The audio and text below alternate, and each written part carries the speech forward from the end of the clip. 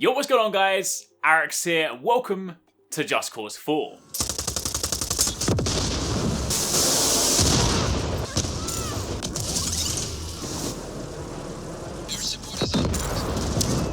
Last week, I had a chance to head over to Square Enix's offices in London, and while I was there, I got a chance to play a good chunk of Just Cause 4. I got to kind of mess around for a good, say, 3 or 4 hours, and during that time, I got to mess around with a lot of weapons, a lot of vehicles, test out the new and really extensive grappling hook, and just in general get a good feel for some of the cool, crazy stuff you can get up to in the latest installment of the game. So in today's video, I thought we'd wrap up some of that and go over my personal top 10 weapons and vehicles, and basically everything you could just use to make a whole load of chaos. So if you guys do enjoy this, then a like would be super appreciated. Be sure to let me know in the comments down below what you guys thought of some of the items. If you don't want to miss our latest updates, be sure to hit that notification button so you don't miss our latest uploads. And also, if you guys haven't entered our current giveaway, then be sure to click that link in the description box down below for a chance to win some awesome HyperX goodies. But with that out of the way, let's dive in and count down from 10.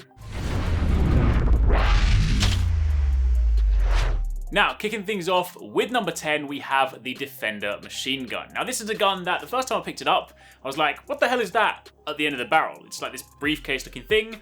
It'll all make sense in just a moment. But this is fundamentally a machine gun. You hold down the trigger, it sprays a lot of bullets, it does a lot of damage. But one cool thing in Just Cause 4 is that every single, or almost every single gun has an alternate fire mode. You press down right trigger to shoot, and you press down RB to use your alternate fire mode. And on this gun, if you do that, it deploys this massive shield, you're rooted to the ground, and you can basically fire at your machine gun from the safety of your barrier. I mean, I say the safety, if someone's behind you, then there's a chance you can get run over, but generally speaking, if you're attacking things in front of you, then this is a good way to deal damage.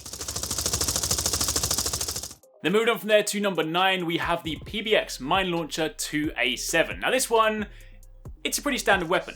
It launches mines, they blow up, they cause a lot of damage. Kind of what you expect from a mine launcher, and this is one of the few guns that doesn't, technically speaking, have an alternate fire mode, because the alternate fire mode is simply to detonate the mines. But that of course gives you a great deal of flexibility, a great deal of freedom, because you can fire the mines onto stuff, and you can then let them go about their business, thinking they're all happy, and you then press the button, and then you cause explosive mayhem. This does also mean you can then attach it to people, basically whatever you want. So if you want to cause some delayed mayhem, this might be the one for you.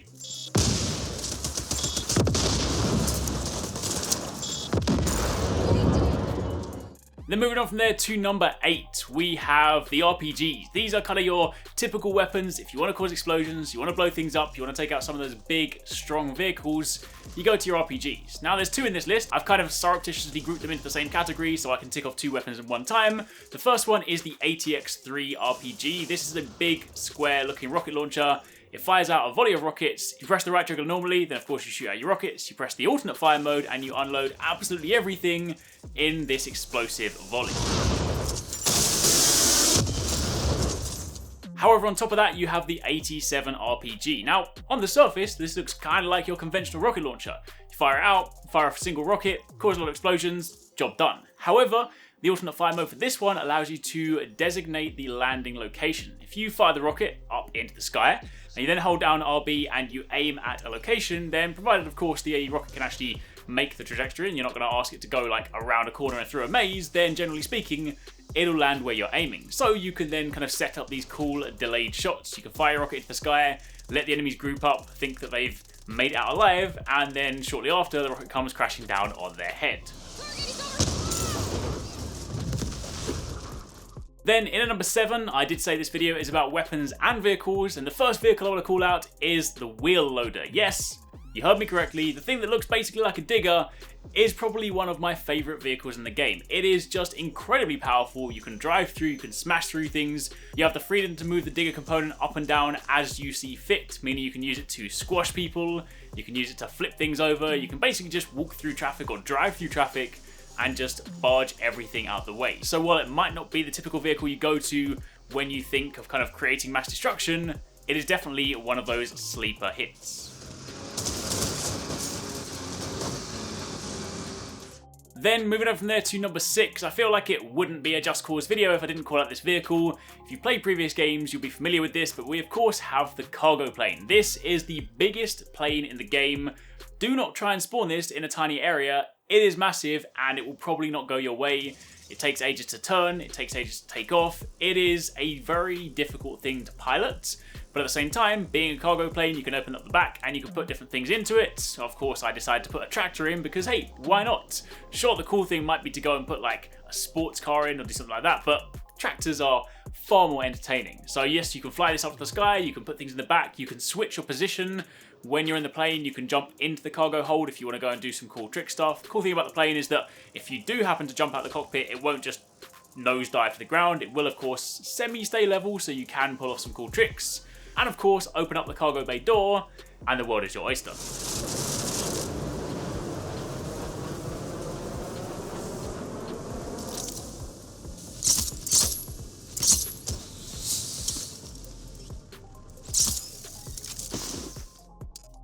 Then moving on from there to number 5, back onto weapons, and this time we are talking snipers. I've once again snuck 2 weapons into here, but the first one we have is the LRD-3 sniper. Now, conventionally speaking, normal fire mode, it's a sniper. You scope in, you shoot people, job done. However, the secondary fire mode is definitely not going to be what you think. You might have thought maybe, I don't know, maybe it'll be like armor piercing, maybe it'll track people. No, it's a rocket launcher. It is a homing rocket launcher. You hold down RB, it locks onto a target, you let go, and your rocket fires onto the target. So, sniper rifle is good enough as it is. You can engage people from range, but then if people decide to get close or just kind of vehicles roll up on you and decide to try and make your life a living hell, then you can just say no.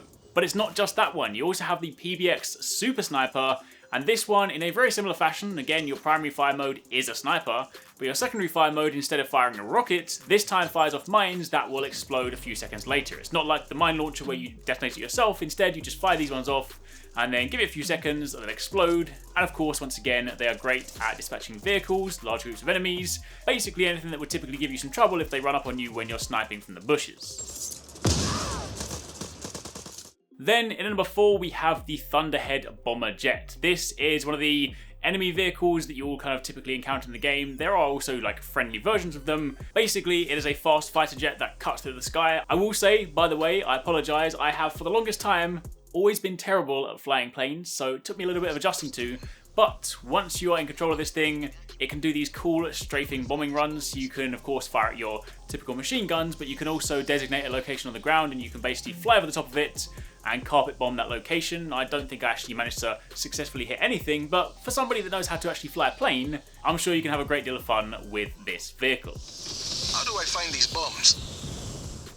Then, in number 3, this one is kind of a bit of a cheap one, but I want to talk about the grappling hook. While you might think on the surface, that's not a weapon, that's not a vehicle, you are also incredibly wrong. This is a weapon, a vehicle. It is arguably your most useful item in your toolkit. The grappling hook in previous Just Cause games was of course a good way to, you know, pull yourself to buildings, link things together, cause mayhem on the road, or of course just like speed up as you're flying through the sky. But the grappling hook in Just Cause 4 just got a huge upgrade. Not only do you have various different components to it, but the grappling hook itself is comprised of the airlifter, basically the balloons, the typical grappling hook, and also the boosters. You have different presets that you can basically assign and swap on the fly. And then when you dive into the menu, you can basically toggle things on and off depending on what you want per preset. So for example, you could set up the first one to be a conventional grappling hook that you could just use to pull yourself along or link objects together or pull things towards you.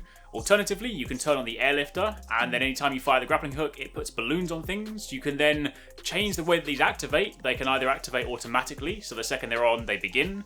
You can put it so that you can press up on the D-pad to trigger them, and you can even put it so that when you hold up on the D-pad, it triggers them, and when you let go of that hold, it basically cancels the effect. This also extends to the boosters as well, so you can apply boosters to things. You can then change the strength of them, so you can have weak boosters, medium or strong ones. Same for the balloons, you can have small ones typically used to lift up people. Meanwhile, you can have massive ones that can be used to lift up massive lorries or boats or other things like that. You can combine these so that then when you fire your grappling hook, it applies a booster and a balloon and a grapple if you so wish. And you can then dive even deeper if you want to start modifying these. You can set it so that, say, when the balloons reach a certain height, they blow up. You can set it so that balloons will follow you in like a homing situation.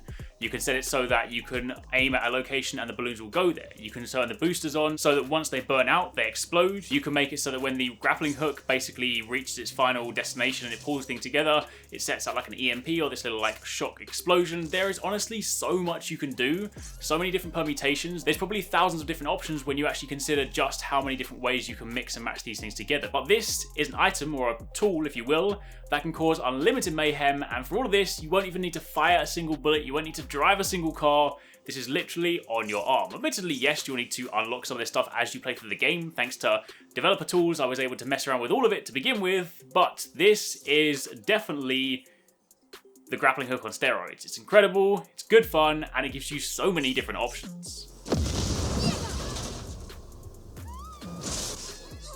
Then in number 2, this one is technically speaking classified as a vehicle, but it's more of like a stationary turret kind of thing.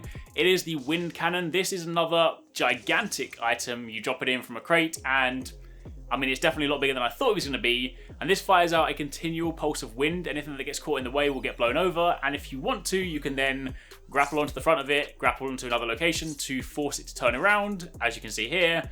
And in doing so, then you can basically make the civilians of this town rather unhappy.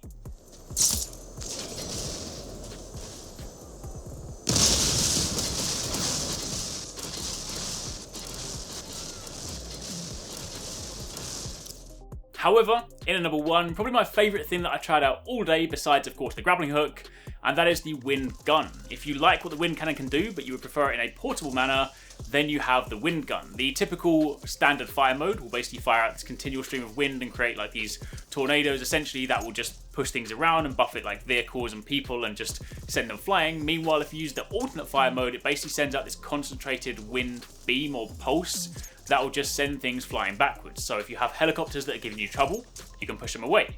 If you have vehicles that get in your way, you can send them flying. You can even combine that with the grappling hook we spoke about a moment ago, put some balloons on things, and then just launch them into the distance and then just watch as they fly away. So this is definitely one of those more special weapons that, honestly, when you get it, you're going to do nothing but create absolute mayhem.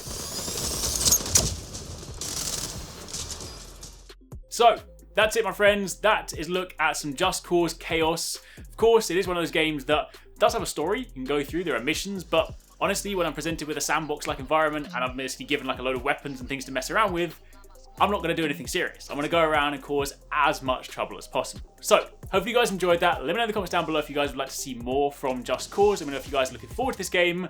But for the time being, thank you very much for watching. Take it easy. Catch you next time. Peace out.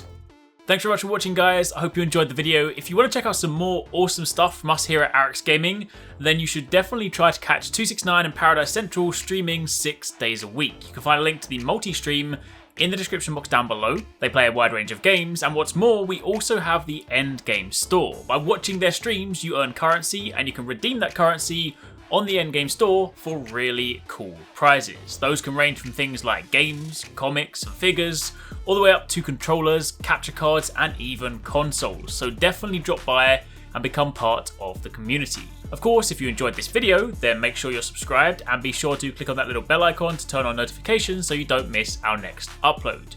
You can watch more videos by clicking on the options here, but once again, thanks very much for watching, take it easy, catch you next time, peace out.